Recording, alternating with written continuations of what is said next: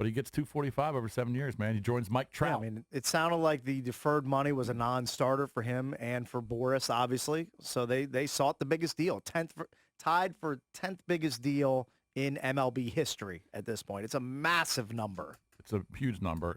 Artie Moreno, who's the Angels owner, of course, he wanted to go out and get Cole. Couldn't do that. Right. Didn't make the better offer. Yankees got Cole, so they set their sights on Anthony Rendon, and they get him. They bagged him. They bagged the big one. Now, the Angels have to go out now and get some pitching because they don't got any pitching. So we'll see what they do if they go out and chase Bumgarner or Ryu or someone like that, make a trade for somebody. And then also, what do the Nats do to replace Rendon? Do they sign Josh Donaldson? Do they give him 4 years and $100 million or $120 million? He made 23, I think, last year. It was a one-year deal, and he hit 35 bombs or 37 bombs, whatever it was. Yeah. Now he wants to get paid to close out his career. He wants a 4-year deal. He's 34. Had an injury-free, for the most part, injury-free year last year, but the two prior years he got hurt. He played like 50 or 60 games in 18, and I think he played like 110 in 17. By the way, getting back to Moreno for a second, the owner of the Angels. Yeah. Do you know how he made his fortune? No idea. I still can't believe that this is this lucrative, but apparently it is. Billboards. Really? Outdoor billboards. He sold his company to Infinity Broadcasting. This is kind of a radio insider going way back because that used to be the parent company of CBS Radio. He sold his company to Infinity in 1998 for $8 billion. That's sick. $8 billion with a B, not million, billion. I can't believe there's a billboard company that's worth $8 billion. Well, apparently Infinity Broadcasting back in the late 90s thought it was worth $8 billion. That's just a sick number. I mean, that is craziness. Good for him. So getting back to Rendon real quick, the Angels just don't go to the playoffs. They're not good enough. Now they got a lineup now with Rendon. If Trout stays healthy, Ohtani, if he stays healthy, they got a lineup. Right. Simmons at short. They still got Pujols, who's 100 years old at first. I think he's got 2 years left on his deal. But they need pitching, like I said. But you made that point earlier.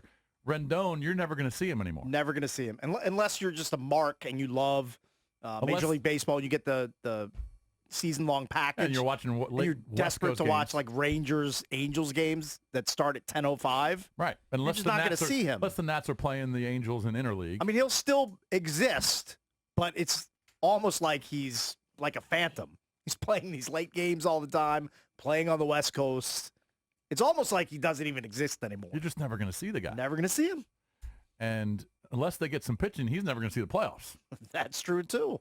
So we'll see what happens with Rendon. But he's gone 7 years, 245. He's getting paid. It just reinforces I'm going to go where, the schools are great, or I'm going to go, hang out with my family. No.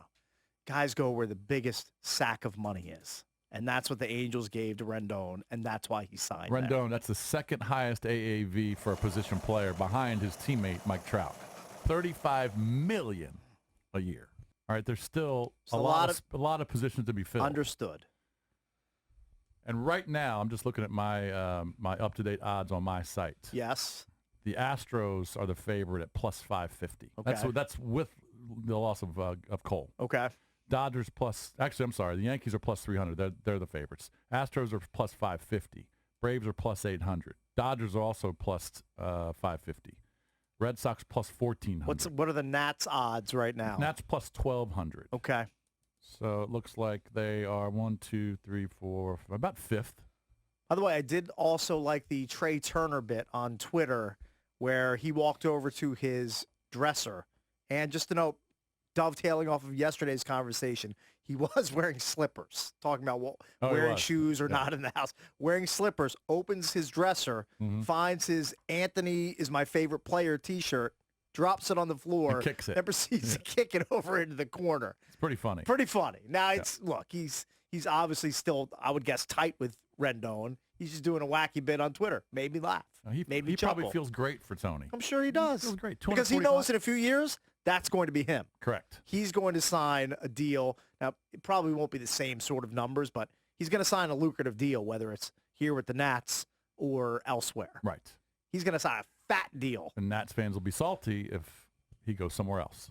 Well, they've been able to prepare for it because now they've seen it happen with two superstars. Seen it happen with Bryce Harper and with Anthony Rendon. Yep, back-to-back off seasons. So they can brace themselves for it if it happens again with Trey Turner, Juan Soto, Robles. Just insert great offensive player into the blank. It could happen again. And it probably will happen again at some point. It's incredible that the off-season, where the winter meetings in the off-season in San Diego had this much action. Right. Because you've had the top 3 free agents all sign, all Boris guys, all sign in consecutive days. That never happens.